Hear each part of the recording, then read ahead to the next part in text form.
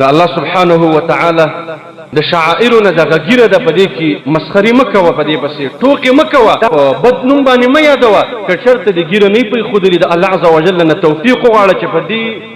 واجبي امر د الله عز وجل باندې روان شي، په دغه طریقه د رسول الله صلی الله علیه وسلم او په طریقه د ټولو انبیاو باندې روان شي. ولې په دې پسې توهین کول، په دې پسې مسخري کول، په دې پسې ټوکې کول، دا ځان د دین او د ایمان نه خلاصي. او ډېر داسې کمزوري ایمان والا خلق شته دي چې په داسې مجلسونو کې وجود لري، هلته موجود وي چې هلته په ګیره پسې استهزا کېږي، په هغې پسې ټوکې کېږي، او دا بیا هم په دې مجلس کې قرار یې نیولی دی، دا قلارې ناستې نه. په دغې وخت کې لږ احساسات باید واخلي، لږ په جذبه کې راشي او د الله د شعائرو د تعظیم دپاره ودرېږي، یا په خوله باندې سخت انکار په دغې خبره باندې وکړي، او یا که د وس کېږي دغه منکر په لاس سره منع کړي. داسې مؤمنان چې کله د الله د شعائرو د قدر او د احترام والا موجود شي، زړونه به ژوندي شي، د زړونو حیات به الله عز وجل ورته ورکړي، او په ټولنه کې به الله سبحانه وتعالی د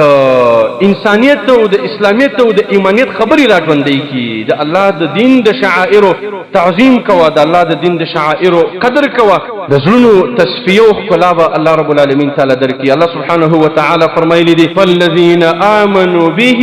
وعزروه، پس هغه کسان چې ایمان راوړه په محمد رسول الله صلی الله علیه وسلم، وعزروه، او د دین نبی حفاظت وکړه، د دین نبی حمایه وکړله، او د دین نبی ساتنه وکړله، د دې د احادیث او د دې د سنتو لحاظ او رعایت وکړه، ونصروه، د ده مدد وکړه، د ده ملاتړ وکړه، واتبعوا النور الذي انزل معه، او د هغې رڼا تابعداري وکړه چې د هغه سره نازله کړې شوې ده. اولئک هم المفلحون، الله وایي دغه خلق کامیاب دي، دغه ځوانان کامیاب دي، دا سپین ږیري کامیاب دي، دغه علما کامیاب دي، هغه ولات الامور کامیاب دي چې د محمد رسول الله صلی الله علیه وسلم سره د منزل رڼا متبعین دوی وګرځېدل او په هغې پسې ور روان شو. د رسول الله صلی الله علیه وسلم تعذیر او د رسول الله صلی الله علیه وسلم نصرت او مدد او د هغې حمایه او د هغې د سنتو تعظیم او قدر په موږ او تاسې باندې لازم دی، په موږ او تاسې باندې ضرور دی.